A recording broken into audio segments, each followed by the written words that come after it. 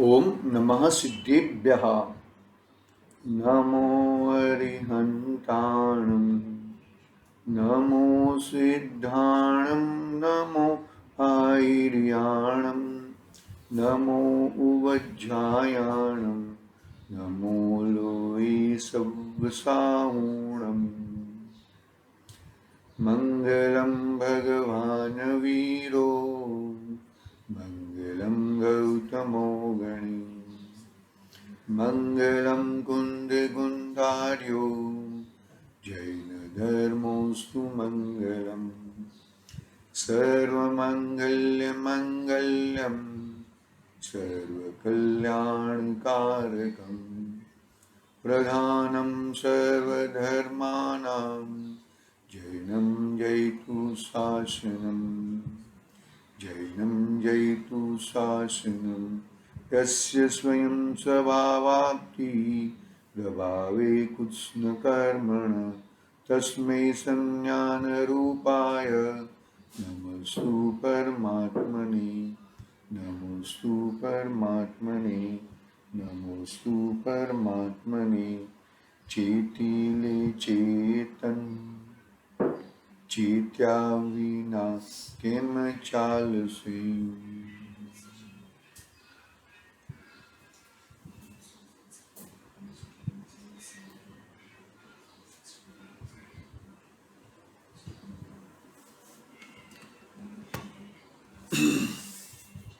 समर्थ आचार्य देव पूज्यपाद स्वामी का ये महान ग्रंथ इष्टोपदेश सामने विराजमान है। गाथा 24 की अपनी विस्तृत चर्चा हो रही है।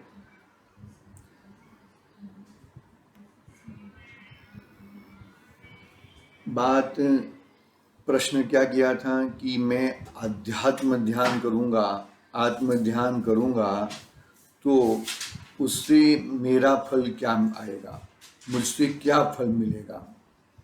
तो आचार्य देव ने उसका जवाब दिया कि अध्यात्म ध्यान करने से, आत्म ध्यान करने से, अपने स्वरूप में स्थिर रहने से, अपने ज्ञायक को समझने से कर्मों की निर्जरा होएगी और नए कर्म उपार्जित नहीं होंगे।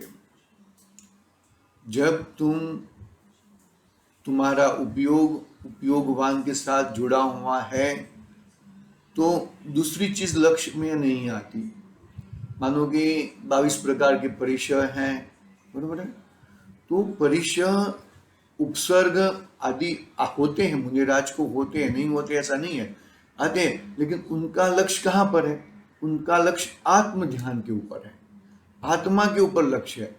तो वो तो परिस्थिति आई और चली जाती है, उपसर्ग किया और चला जाता है। पारसनाथ मुनिराज के ऊपर संवर देव ने बहुत उपसर्ग किए, 7 दिन तक उपसर्ग किए, लेकिन उपसर्ग विजयी हो गए। उपसर्ग के ऊपर विजय प्राप्त करके अरिहंत परमात्मा केवल ज्ञान की प्राप्ति कर ली। ऐसा समझ में? मतलब देखो, उपसर्ग के सामने, कर्मों के सामने फाइटिंग करने से नए कर्म बंधते हैं।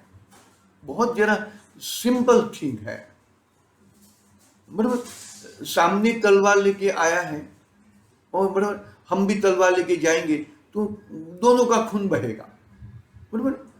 यहां पर मानो कि कर्म के साथ लड़ाई करने से हमेशा कर्म की जीत हुई है।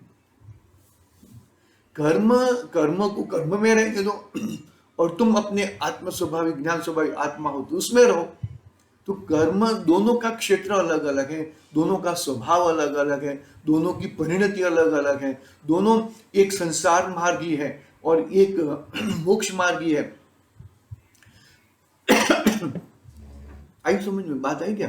तो कर्म के समय में तुझे कर्म के ऊपर उपयोग नहीं लगाना है। कर्म है, कर्म तूने अनादि से कर्म बांधे हैं और वो कर्म उदय में आ रहे हैं। तो उदय में आ रहे हैं तो तेरा रोल क्या है? कि मेरा रोल सिर्फ स्वयं अपने आप को जानना है। ये बात अपनी हुई थी, गाथा पढ़ता हूं मैं, फिर हम आगे देखते हैं, गुरुदेव के माध्यम से थोड़ा लेते हैं और फिर आगे पढ़ते हैं। भावार्थ पढ़ना है हमने को आज। देखो 24वीं गाथा। परिषहाद्य विज्ञाना दास्त्रवस्य निरोधिनी जायते आध्यात्मयोगेन कर्मणामाशु निर्जरा। कर्मणामाशु निर्जरा, कर्म निर्जित हो जाते हैं। बहुत एकदम सिंपल उदाहरण, सिंपल बात है। यदि अपने घर पे कोई मेहमान आए हैं और वो मेहमान की आगता स्वागता नहीं करे, तो वो मेहमान कितने दिन रहेंगे? समझ में आए बात? मेरे घर पे मानो कि कोई मेहमान आए हैं और वो मेहमान, मैं उनको पूछूं ही नहीं, बात ही नहीं करूं, तो वो चले जाएंगे। ठीक उसी तरह एक कर्म है मेरे आत्मा के स्वभाव के साथ एक क्षेत्राओं का मेहमान की तरह है, मेहमान की तरह है। वो मेरे क्षेत्र में प्रवेश नहीं किया और मैंने उसको क्षेत्र में प्रवेश नहीं किया, एक में कभी नहीं हुए। और मैं जब तक उसकी आगता स्वागता, उसमें राग द्वेष मोह भाव से जुड़ूंगा, तो नेचुरली है कि वो नए नए उपार्जन करते जाएंगे, नई नई बात बताते जाएंगे, नया नया कर्म बनते जाएंगे और संसार में मैं भटकता रहूंगा। क्लियर बात है, क्लियर। पानी से सूखा होना है तो पानी से दूर जाना पड़ेगा और सूखे टॉवल से अपने को पोंछना पड़ेगा।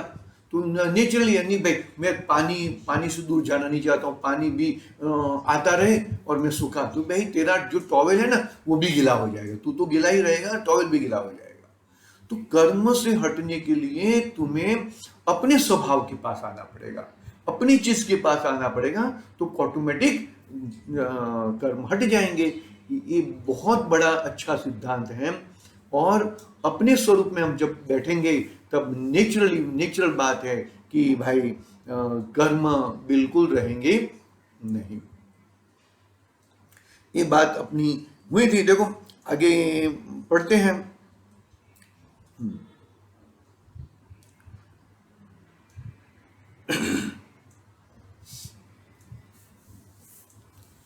अपना एक पैराग्राफ, भावार्थ के पहले एक पैराग्राफ बचा है, वो पढ़ के फिर भावार्थ पढ़ेंगे। देखो गुरुदेव क्या कहते हैं उसके बारे में। देखो पोताना शुद्ध स्वरूप ने, क्या है, ध्यान और ध्येय की बात चल रही ना। पोताना शुद्ध स्वरूप ने ध्येय करीने अंतરમાં ધ્યેય लगायु, તેનું नाम संवर और निर्जरा है। मतलब ध्यान और ध्येय, ध्यान ध्याता ध्येय आता है ना छठाला में, ज्ञान ज्ञाता ज्ञेय, तीनों में एक ही मैं ही। ध्यान में भी मुझे किसका ध्यान? अपने आत्मा का ध्यान करना है। ध्येय क्या है? मेरे आत्मा में मुझे प्राप्त करना है। अरे मोक्ष में जाना है, वो भी मेरा ध्येय नहीं है। अरे मैं अपनी चीज का ध्यान धरूंगा तो मुझे मेरी चीज मिलने वाली है। इसमें मुझे ये प्रकट करना है, वो प्रकट करना है, ऐसा मुझे ध्येय नहीं बनाना है। मेरा ध्येय, मेरा ध्यान और मेरा ध्याता एक ही मेरा आत्मा है और कुछ नहीं है। ज्ञान ज्ञाता ज्ञेय में भी एक आत्मा का ही मेरा लक्ष्य है और किसी का लक्ष्य, ज्ञेय में भी मेरा आत्मा। क्या बात करते हो? हाँ, ज्ञेय में भी मेरा आत्मा। अरे सूर्य के प्रकाश में सब पदार्थ झलकते हैं। अरे पदार्थ तो सब पहले से ही थे, तो सूर्य के प्रकाश में पदार्थ झलकन हुआ तो किसका प्रकाश है वो? अरे वो सूर्य का ही प्रकाश है। मेरे ज्ञान में सब ज्ञेय झलकते हैं तो ज्ञेय तो पहले से ही मौजूद है, तो वो किसका प्रताप है? मेरे ज्ञान का प्रताप है वो। मतलब हर जगह पे अपने ज्ञान स्वभावी आत्मा को खड़ा करोगे। देखो बहुत सिद्धांतिक बात है, अध्यात्म बात है। अध्यात्म में जाना है ना, अध्यात्म का फल लेना है। हमें अध्यात्म का फल कर्मों की निर्जरा करनी है, संवर प्रकट होता है। तो जो चीज है वो चीज तुम्हें करनी पड़ेगी, तो ही तुम्हारा काम होएगा, बाकी काम नहीं होएगा। देखो क्या कहते हैं कि સંવર અને નિર્જરા છે, સમજાય છે કાંઈ? એક દેશ છે ને, સંબંધ छूटी જવો એને નિર્જા કહે છે। संबंध छूट जाना मतलब संबंध छूट जाना यानी कि संबंध था ही नहीं। मैंने मेरे स्वभाव के साथ, मैंने अपने स्वभाव के साथ मैं जुड़ गया तो कर्म के साथ संबंध छूट गया। पहले मेरा लक्ष्य कहाँ था? पर तरफ था। वो पर तरफ का लक्ष्य मैंने अपने स्व तरफ लक्ष्य कर दिया। मेरा जो दर्पण था वो दर्पण में बाहर घुमा रहा था। वो दर्पण तो भी मेरा चेहरा तो दिखता ही नहीं था। फिर वो दर्पण को मैंने मेरे चेहरे पे कर दिया तो सीधी बात है मेरा ही चेहरा झलकेगा और कुछ झलकेगा ही नहीं। ऐसी बात है। बहुत मतलब बहुत उदाहरण में मत रहना, उदाहरण से सिद्धांत को पकड़ने का कोशिश करना है हमें। देखो आगे क्या कहते हैं, जो ये निर्जरा करवी एम नहीं, केम के निर्जराना त्रण अर्थ थाय छे, त्रण अर्थ छे। रजकणનું ખરી જવું, અશુદ્ધતાનો નાશ થવો અને शुद्धताना आनंदની उत्पत्ति थवी। देखो गुरुदेव ने 3 अर्थ किए निर्जरा के। क्या कहा? रजगण का खिर जाना यानी कि जो कर्म थे वो कर्म चले जाना, अशुद्धता का नाश होना, अशुद्धता का नाश होना, बरोबर है, और शुद्धताना आनंदनी उत्पत्ति होना। शुद्धता ने आनंदनी उत्पत्ति होनी वो अपना एक कार्य है भैया। आई बात समझ में? देखो शुद्धता ना आनंदनी उत्पत्ति थवी, भगवान एने निर्जा कहे छे। मेरा फायदा, मुझे फायदा होना चाहिए ना भाई। अजी मुझे फायदा नहीं होएगा तो फिर कैसे कार्य होएगा? फायदा, मेरा फायदा क्या है, मेरा फायदा कैसे होता है, वो मुझे बरोबर अच्छी तरह से ध्यान में लगाना है।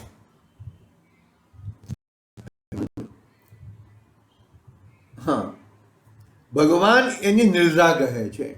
मतलब देखो कर्मों की निर्जा, कल भी बात कहा था, सविपाक निर्जा और अविपाक निर्जा। अज्ञानी की भी कर्म की निर्जा होती है। कर्म की निर्जा तो सबकी होती है क्योंकि कर्म उदय में आते हैं और चले जाते हैं, लेकिन वो कर्म सविपाक निर्जा अज्ञानी वो कर्म में जुड़ जाता है तो नया पाक देके निर्जा होती है। लेकिन ज्ञानी पुरुष, जो ज्ञानी पुरुष है वो क्या करता है? अरे कर्म के उदय में कर्म में नहीं देखता है, अपनी ज्ञान स्वभावी आत्मा में देखता है।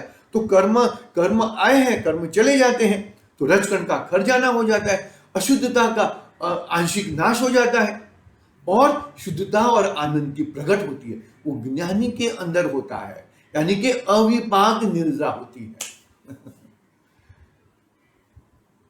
बिठाना पड़ेगा भैया, बहुत अच्छी तरह से समझ पूर्वक अंदर अपना ध्यान ध्याता ध्येय में और किसी को न देखते हुए अपने ज्ञान स्वभावी आत्मा को ही देखना, वही एक मेन कार्य है, वही हमारा कार्य है और कुछ कार्य नहीं है। देखो हम यहां पर पढ़ते हैं, वही बात का है यहां पर। जब वास्तव में आत्मा ही ध्यान और ध्याता हो जाता है तब आत्मा सर्व प्रकार परद्रव्यों से व्यावृत हो जाता है। ध्यान भी मैं हूं और ध्याता भी मैं हूं और ध्येय भी मैं हूं। मुझे मेरा ध्येय क्या है? मोक्ष प्राप्ति का ध्येय छोड़, मुझे आत्मा की प्राप्ति करनी, वो ध्येय रख। जो चीज आत्मा की प्राप्ति करता है उसका गंतव्य स्थान मोक्ष ही है। उसे मोक्ष मिलेगा ही, मोक्ष उसके सामने आएगा, मुक्ति उसके सामने आएगी, उसके सामने नाचेगी भैया। बस कर्म खरखिर जाएगी। देखो जब आत्मा इस शरीर आदि नो कर्म से जब छूटा पड़ता है, यानी कि उसकी मरण होती है, शरीर छूटा पड़ता है, मरण नहीं कहेंगे, छूटा पड़ता है, तो आत्मा पहले तो उद्व ही जाता है, सीधा ऊपर ही जाता है, लेकिन उसके कर्म इतने बांधे हैं तो कर्म से वापस नीचे आ जाता है।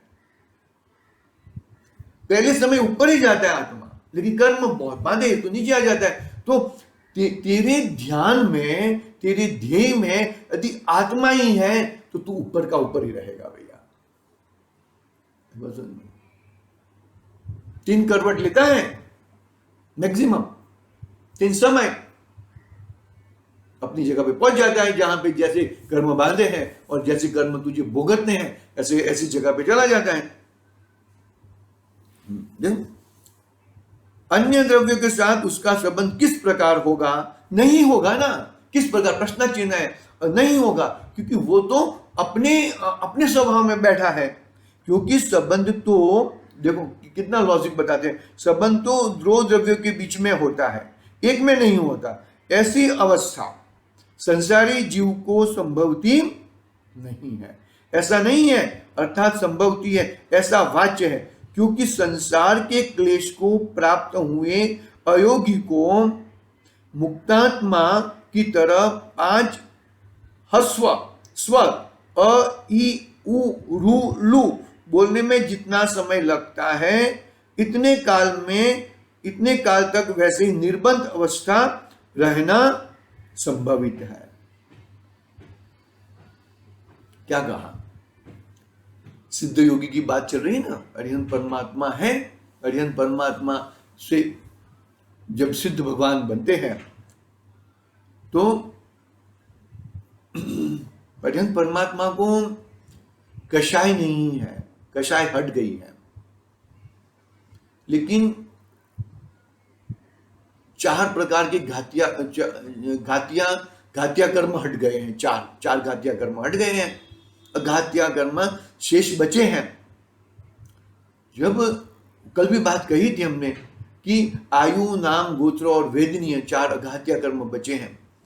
आयु के हिसाब से बाकी सब वो हो जाता है, तो कर्म की स्थिति वो हिसाब से हो जाती है। कषाय नहीं होने से कंपन नहीं है, स्थिति और अनुभाग नहीं होता, बरोबर, स्थिति और अनुभाग का बंध नहीं होता। तो क्या होता है कि भाई आयु, नाम, गोत्र और वेदनीय बचे हैं, तो आयु के हिसाब से बाकी सबका लेवल, कर्म का लेवल वो हिसाब से हो जाता है। और केवली भगवान समुद्घात करते हैं, बरोबर है, समुद्घात करते हैं। यानी कि 14वें गुण स्थान का समय कितना कहा कि सभी प्रकार के कर्मों का नाश हो जाता है। कितने समय में? कि 5 हस्व बोलने से, अ ई उ रु लो, इतना बोलने में यह जीव कर्म रहित होके सिद्धालय में विराजमान हो जाता है, मोक्ष प्राप्त कर लेता है। बस में देखो आगे करते हैं। देखो, जिनके समस्त कर्म नाश होने वाले हैं, ऐसे 14वें गुण स्थानवर्ती जीव को भी उत्कृष्ट शुक्लेशा के संस्कार के आवेशवश इतने समय तक 5 हस्व स्वर बोलने में जितना समय लगे, वहां तक कर्म प्रतंत्रता का व्यवहार होता है। घुमटसार जितना, अरे भाई, कर्म कांड, जीव कांड, घुमटसार, धवला, महाधवला, जय धवला, जब तक सिद्ध नहीं होता तब तक कर्म का बंधन होता है। ऐसा कहते हैं कि 14वें गुणस्थान में आया तब पूर्ण सिद्ध हो गया, लेकिन आध्यात्म ग्रंथ में 14वें गुणस्थान में ही दृष्टि मुक्त कह दिया। दृष्टि मुक्ति 14वें गुणस्थान में ही कर दिया।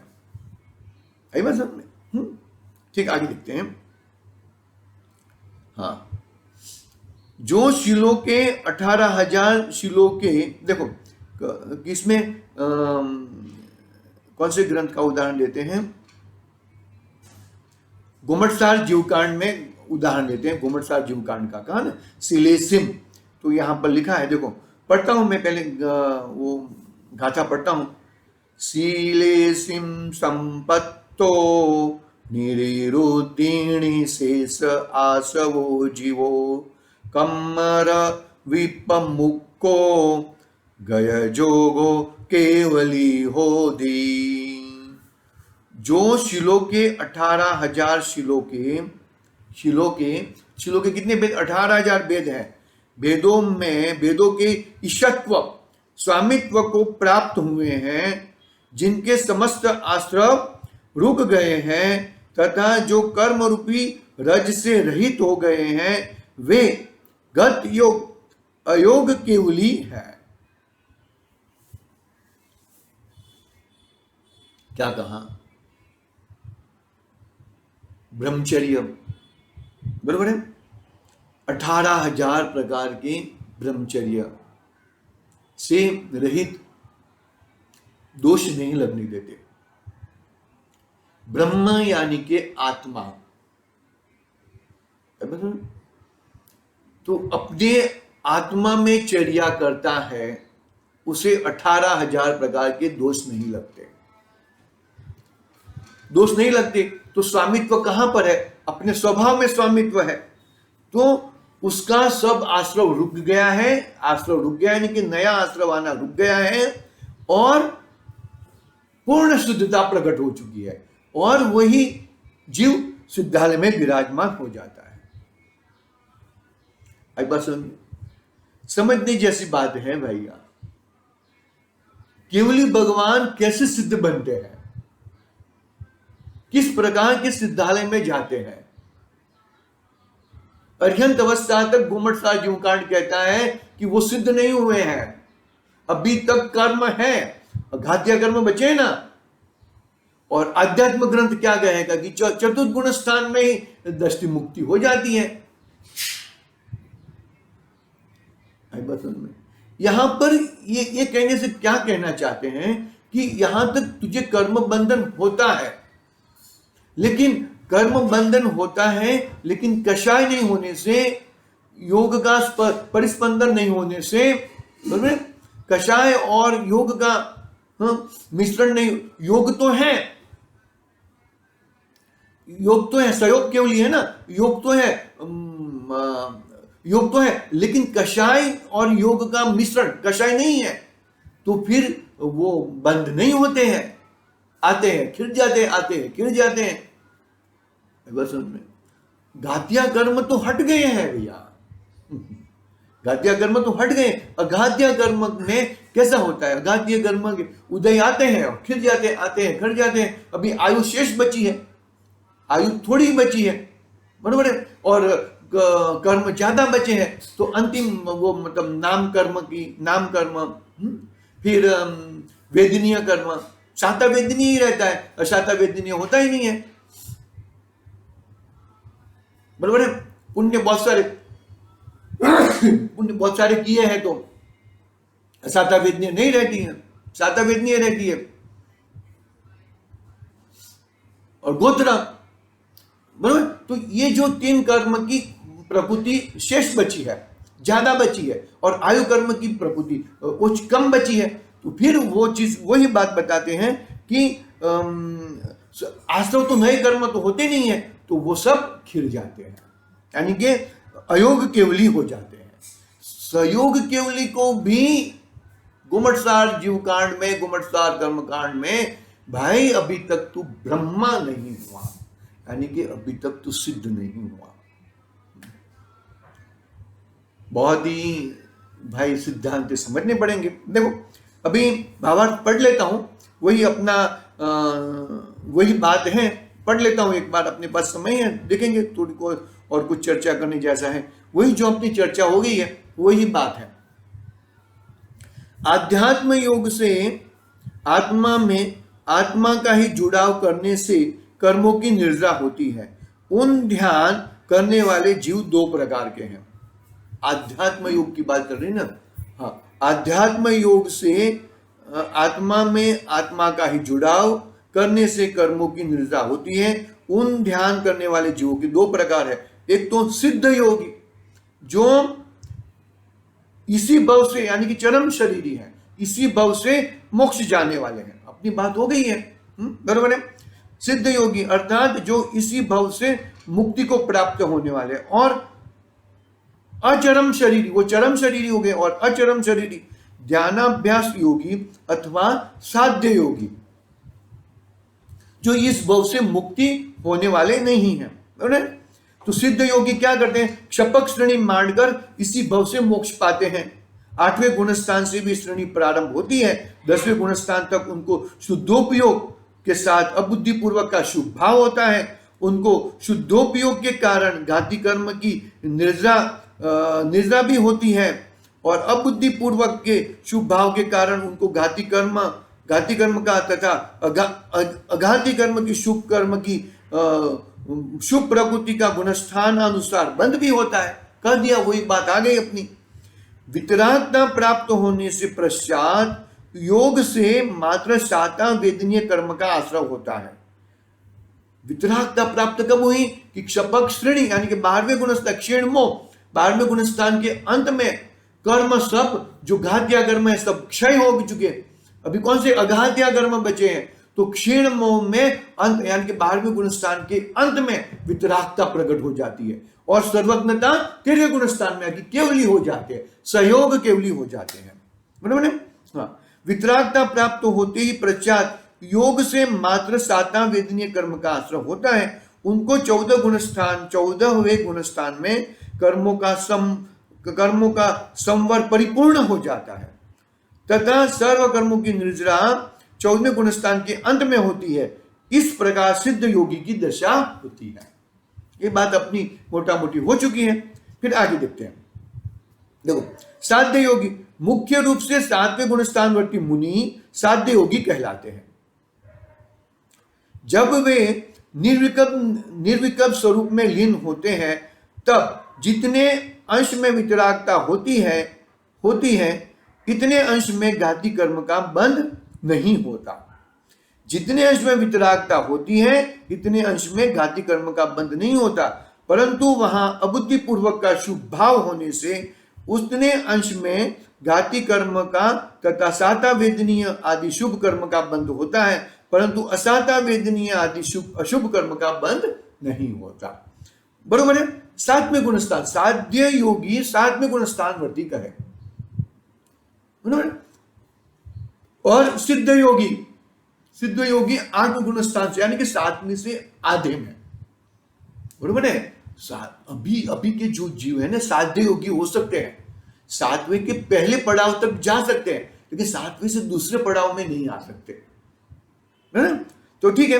तो अशुभ कर्म का जब जितनी वितरागता जितने अंश में शुद्धोपयोग है इतने अंश में वितरागता है और इतने अंश में असाता वेदनीय का उदय होता नहीं है। घाती कर्म का भी बंध होता नहीं है। बराबर है? अबुद्धि पूर्वक का शुभ भाव होने से उतने अंश में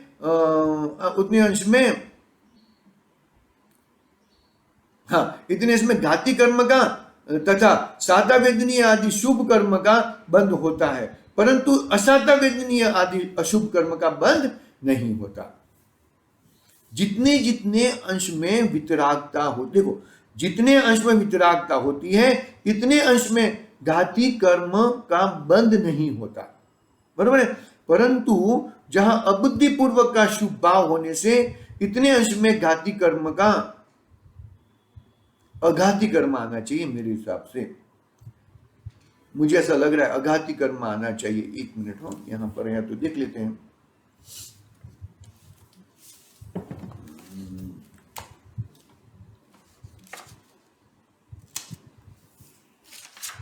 एक मिनट हो बैठो। हाँ,